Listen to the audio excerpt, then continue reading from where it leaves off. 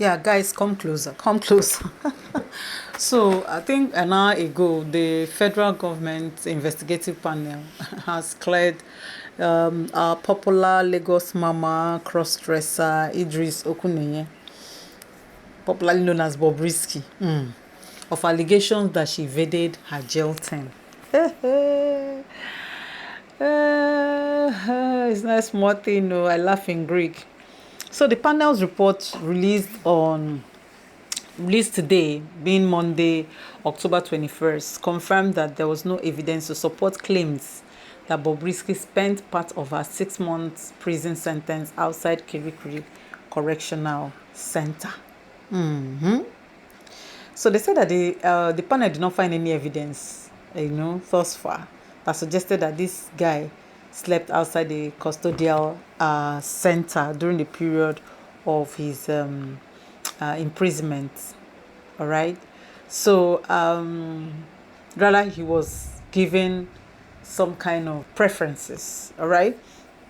So remember that Bobrisky had been sentenced on April 12, 2024 for naira mutilation and was released on August 5th, 2024 after serving her term with the standard remission. So the investigation followed allegations from activist Doing-VerydarkMan, who accused Bobrisky of spending her sentence in a lodge rather than at the Kirikiri facility. Citing influence from a powerful godfather. So I've been talking about this godfather for the longest of time, right? So and this became a thing when the Very Dark Man released an audio recording in which Bobrisky allegedly claimed to have bribed Economic and Financial Crimes Commission (EFCC) officials with 15 mil, to drop money laundering charges.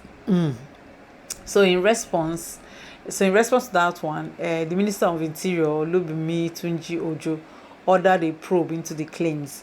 So on September 30th, he established an investigative panel chaired by Magdalene Ajani, Permanent Secretary at the Ministry of Interior, to investigate corruption and misconduct within the Nigerian Correctional Center. So, despite the serious allegations, the panel's Phase 1 report found no evidence of Bobrisky's alleged external stay or any related violations.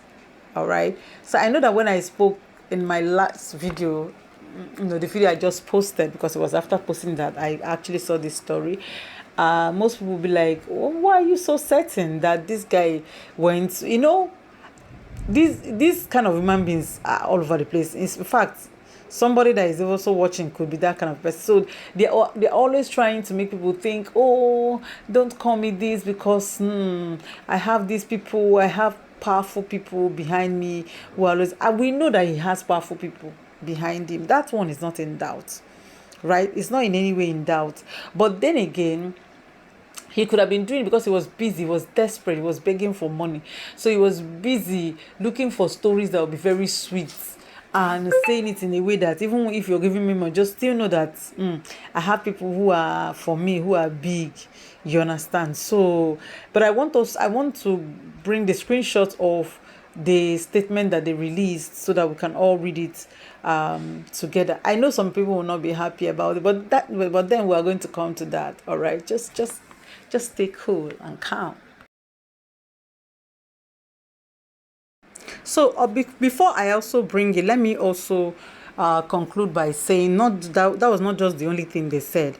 Another thing the committee reviewed was that Bobrisky had access to a specially furnished single cell equipped with a humidifier, frequent visits from family and friends, which took place in the office of the custodial centers in charge, a floor rug, the ability to self-feed, a designated inmate to run errands for him, and access to a fridge and television. He may also have had access to his phones. I hope you got that. So that was what they discovered. They had access to, just like what, because the way this lady was saying it, I want to believe that that was the truth. Blessing CEO. So he said also that the panel found issues with the documentation of Bobrisky's transfer between custodial centers. All right. So highlighting violations of the Nigerian Correctional Services Regulation. So additionally, the report confirmed that Abdul Rashid Mayana's son transferred money into the personal account of the Deputy Controller of Corrections, DCC, Kevin Ilo Afonsi Ikechukwu, for minors' welfare, a practice deemed unethical. So these were the things that the panel discovered, which some of them, they say it was not unethical, but in all, it means Bobrisky slept was there. The only difference that he was given professional treatments. All right. So this panel finding was chaired by Uju Agomo, the Executive Director of Prisons, Rehabilitation and Welfare. Do you understand? So, and he has reported that Bobrisky did serve his sentence in a correctional center from April 12, 2024 to August 5th, 2024. So he was transferred from Ikoyi Custodial Center to Kirikiri Medium Security Custodial Center. That is where they had issues, the way the documentation for his transfer was made, right? And later to Kirikiri Maximum Security Custodial Center. So the panel found no evidence that Bobrisky slept outside the custodial centers during his sentence. So you can even imagine how they were moving. He didn't even discuss that. He kept that under the sheets. He didn't disclose that he was being moved from one custodial center to another custodial center to another custodial center until he finally got to Kirikiri.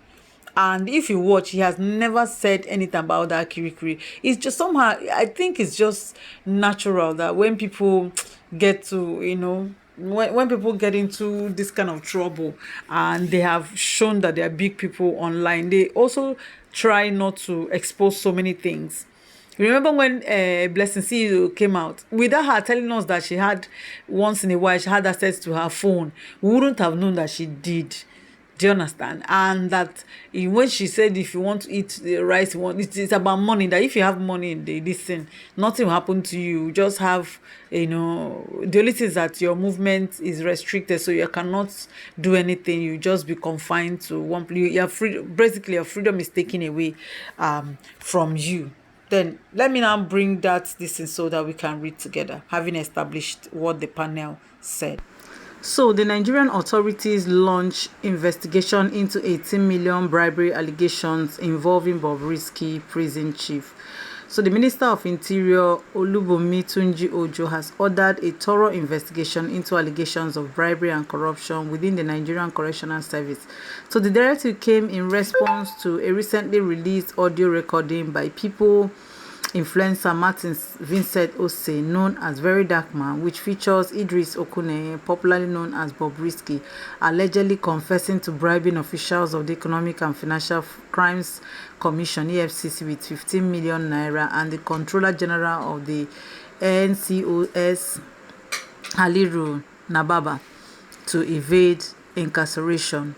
So in a statement issued on Wednesday in Abuja, Tunji Ojo's media aide, Babatunde Alao, conveyed the minister's commitment to integrity within the service. Tunji Ojo condemned the alleged actions, asserting that any form of indiscipline, unprofessionalism, and corruption would not be tolerated and would face severe punishment. So this is a press release. Says the ministry will not tolerate any compromise on its core values of integrity, transparency, and accountability. We will leave no stone unturned in rooting out corruption and ensuring that those found culpable face the full wrath of the law, he said. So meanwhile, the minister has called for a special investigative team headed by the Permanent Secretary of the Ministry of Interior, Dr. Magdalene Ajani, to probe those allegations and submit a comprehensive report.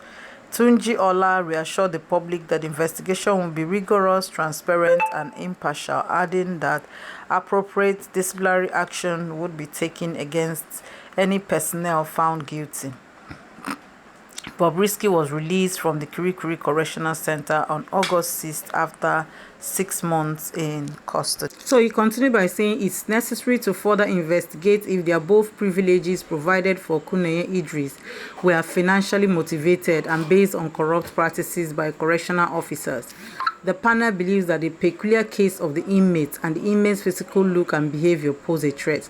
and the lack of laid down rules for the treatment of such a case may have necessitated such privileges to be granted to Okuneye Idris. The panel recommends that clear guidelines need to be set up to guide operations regarding such incidents in future. Steps should be taken to avoid the obvious discriminatory practices in relation to the socio-economic levels and other status of inmates. So we have all heard what is said. I know today I didn't want to bring their comments because so many persons were like, what are you saying? Why is it like that? Did they investigate it? Okay, they're not saying he's free, because a whole lot of things. But you know what? It is what it is, and the guy has been freed. Okay, so all right, so see you guys. If you have anything you think you want to drop, why not put it in the comment section? I'll be there to even if I don't respond, I'll be there to laugh. Okay, so see you guys. Bye for now.